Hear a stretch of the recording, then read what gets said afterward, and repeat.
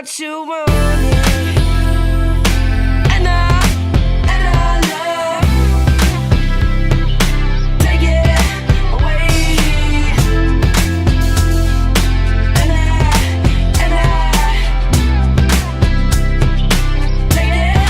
take it. Hi. It's been a minute since I've vlogged because I've been doing so many like video essay style videos and they've been doing well. And after, guys, don't be mad, but after the first few that did well, I was like, shit, I'm gonna keep making these. Wow, my channel has changed a lot in this past month. I had some of my highest performing videos ever, so maybe there's new subscribers here. So I'm Claire. You can follow me on Instagram and TikTok at Claire_Holt12. I'm 26. I live in San Diego. I work as an engineer. I vlog, I make video essays, and I do like some mask fashion content on Instagram and TikTok. So if you want to follow me, do that. My favorite format though is these weekly vlogs. So welcome to San Diego. Spend some time with me. This whole past month while I was filming the video essay stuff, I was still living life, and I have a lot of cool memories from January that I recorded, so come with. I'm gonna tell you about what books I'm reading. We'll go snowboarding, we'll go running. If you like just chilled, laid back, aesthetic, good music, simple vlogs, that's the type of shit I do too, so enjoy.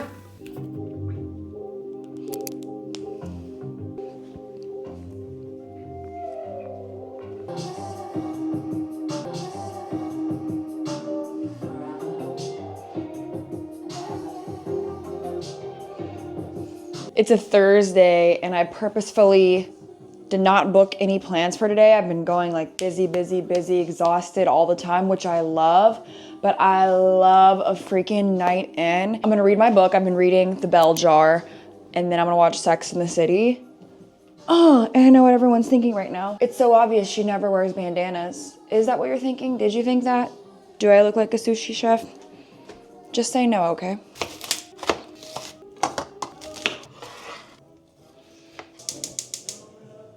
Okay, while I'm cooking, let's talk book updates. So I've been reading a lot and listening to a lot of audiobooks. Come on, mama.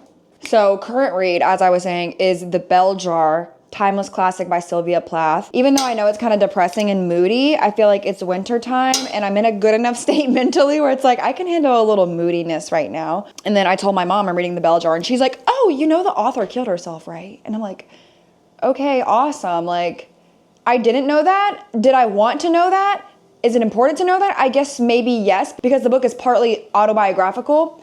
Anyways, I'm also almost through reading Never Split the Difference, which is a nonfiction book about negotiation by a top crisis negotiator at the FBI. I was interested in it because it was highly recommended by Ryan Holiday, another author who I've read a lot. A lot of it surprisingly focuses not on what you're saying, but actually how to be a better listener. And it's crazy because in these types of FBI crisis situations, you're like negotiating hostage releases and stuff. So you're having to deal with different types of people, many of whom are like unstable. And the margin of error is very thin because you don't want them to hurt whoever they kidnapped. Like, it's kind of intense and just a good, interesting read anyway, so I kind of like to step outside of my normal interests with nonfiction sometimes. I also finished Ikigai. What is that? This one that was lent to me before I went to Japan, but this is about the Japanese secret to a long and happy life. A lot of interesting points are made. There's some focus on diet, fitness,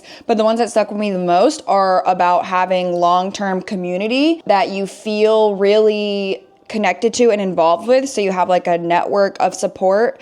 That's like a high predictor of living a long time. And then another thing that was interesting is that flow state was a big part of it. So flow state is when you're so engrossed in your work and it's like the right level of challenging but still doable that you just like lose track of time. And it really was saying getting to that flow state and spending a lot of time there was another predictor of longevity. And then like a few months ago, I think I finished reading Love Life by Matthew Hussey. He's that British guy. He has a YouTube channel and he gives basically relationship advice on YouTube. And I was kind of like, what? I'd recognized his face, but the book was excellent.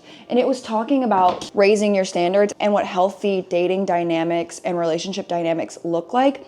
I'm really interested in that right now because I feel like it's so easy to talk about, oh, red flags look like this and look like that, and like, I need this mandatory checklist for my partner.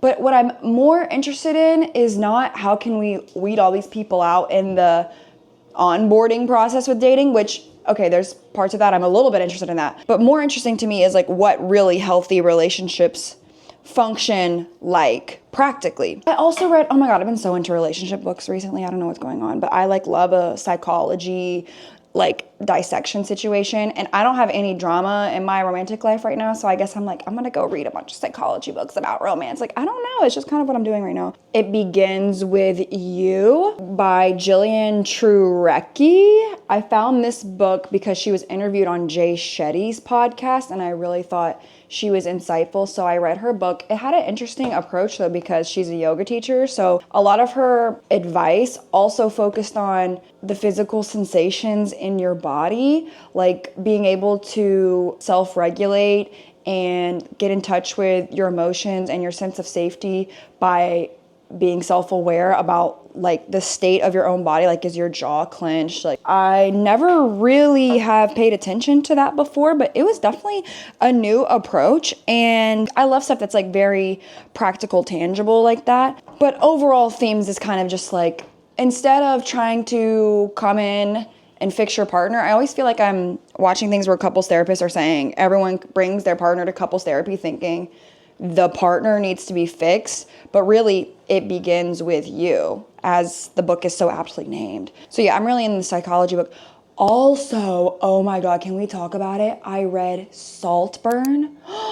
It's sapphic, so it's like two girls. But here's the thing, I related to it so strongly in the sense that it kind of freaked me out. It was almost triggering to like my own experience, but it was about like these girls in Ireland, but it was like in, I think, the 80s or something like that, so very homophobic times. And it was basically this girl got a crush on her best friend, but it's not just a crush, and it's not just some cutesy teen novel. It's like an angsty indie novel, but the crush is like intense and obsessive. A top tier yearning novel. Like, I haven't read a good ass sapphic novel in so long. This was so intensely amazing good. Y'all go read Sunburn. It has the same vibes as Saltburn. Like that kind of like angsty, intense. It's almost spooky. Like I'm scared, but like, yes, get after it. Like, ow. Yay.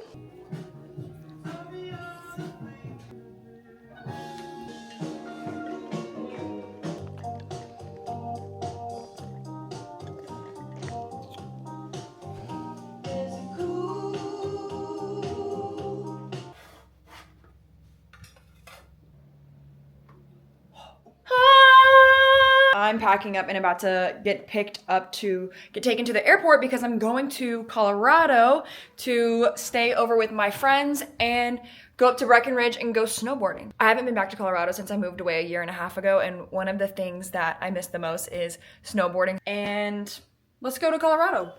Woo!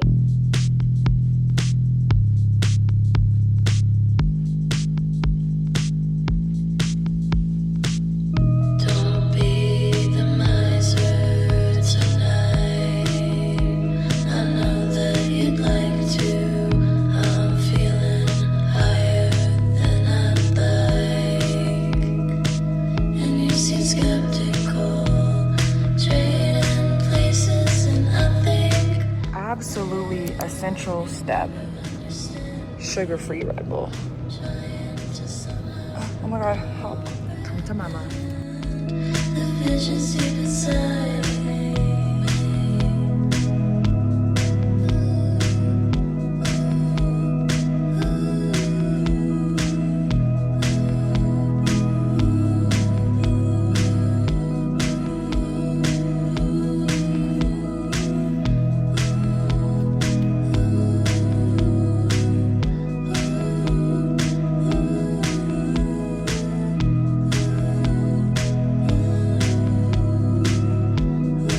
Guys, we're with the girls. Hi, welcome to my vlog. We made it to Copper Mountain after, what, a year and a half of no snowboarding? And we're gonna try to remember how to snowboard, okay? So everyone be gracious. She's so scared. I always cry in the mornings, like, when I wake up. No, not like that, like, my eyes water. So yeah, we're gonna make it, and everyone said there's no snow. Well, be sick. Any jumps today, or? Hell yeah. Yeah. Not for me. Yes, for you. So Kira here is an EMT, and last year I did a jump, and I thought I punctured my bladder / spleen / every organ in my body, but she was here to tell tell me that I didn't do that. Yeah, she peed in the woods and everything was fine. So no jumps for me. No more jump.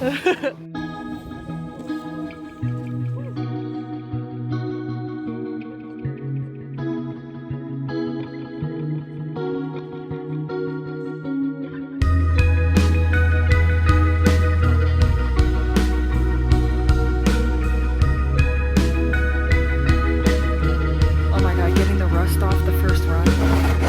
So scary. We only way down was blue.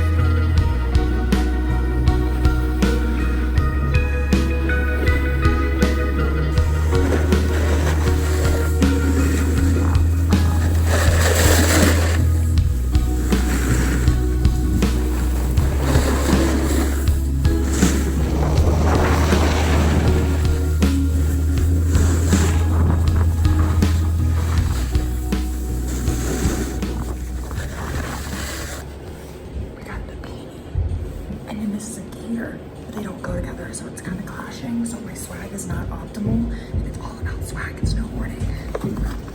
I don't be here that much, so it's fine.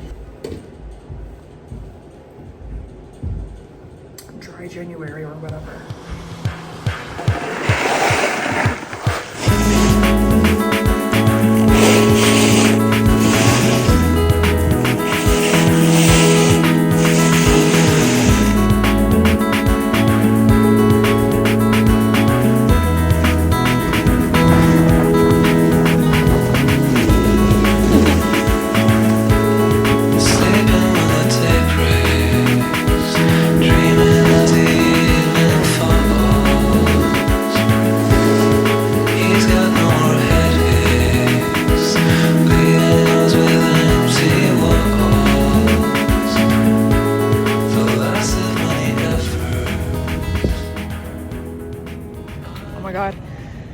Standing outside of Denver's Union Station, the big train station downtown that I used to ride all the time when I lived here for 2 years, right after college when I was 22 years old, and now I'm 26 and I'm back, and I haven't been back here since I drove away in my U-Haul literally a year and a half ago at this point. I didn't know how it was gonna feel to be back, but it's weird and it's like really nostalgic, and like my first thought is like, I do not belong here. I made the right choice moving away from here. It was right for me at the time, but like I wouldn't, like I evolved so much since then. In a way, I feel like a completely different person. Like how you feel at 22 versus 26 is completely different. When I was here, I was kind of like in like a party era. I felt like I was in a party era for a little bit, like, which rightfully so after college, like especially because I played college sports. It was like, let me be real like goody. And once I was free and on the different side of the country, I was like, I'm doing whatever I want, and I did, and I loved it. So much fun. But now I'm kind of like a lot more mellow, a lot more vulnerable, more like intuitive, more emotionally mature. And driving through here in an Uber felt like driving through a memory in my brain, except I can still visit this place physically. So weird. I'm gonna catch the train now to the airport after this really awesome visit. Shout out Sky and Gabby for hosting me.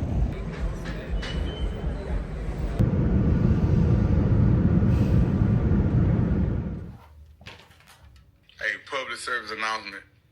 I ain't know that you pussy ass, dicked out assholes taking screenshot every DM that I ever sent to one of you hoes in life.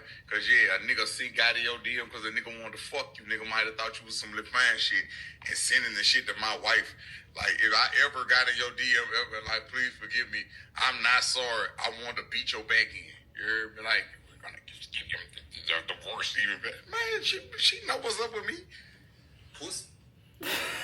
Well, guess what we're up to today? Tempo run, rolling 400s. So we have 5 rounds of quarter of a mile at 7:50, quarter of a mile at 9. Repeat 5 times, and there's a mile and a half warm up and cool down. So, whew. Probably gonna sign up for the San Diego Rock and Roll Marathon, which is until May.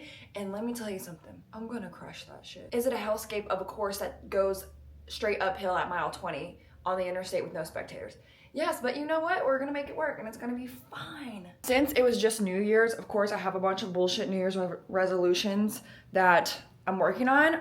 a lot of them are related to YouTube. And I really want to grow this channel a lot.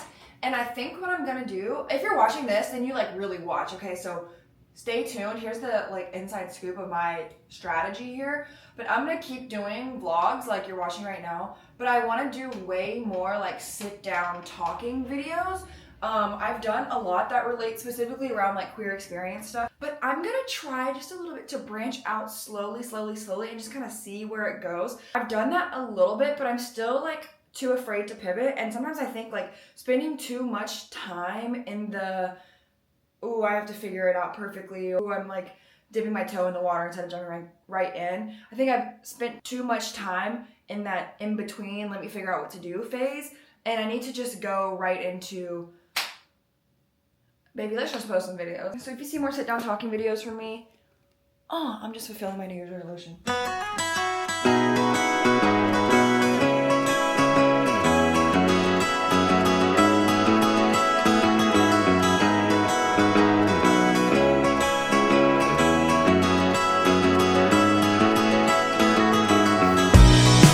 Now let go of everything I ever heard, 'cause I couldn't give the love you deserve. By the gun you shouted, oh my God. Two butch mommy is making our fire. It seemed just, but it's what I was owed, I suppose. Every flagstone of this town bears our prints, and all the bars round here serve my ghosts. Feels like the very first time. I wish I knew these things when I was young. Like, how are we gonna do that? That's genius. How would we do that?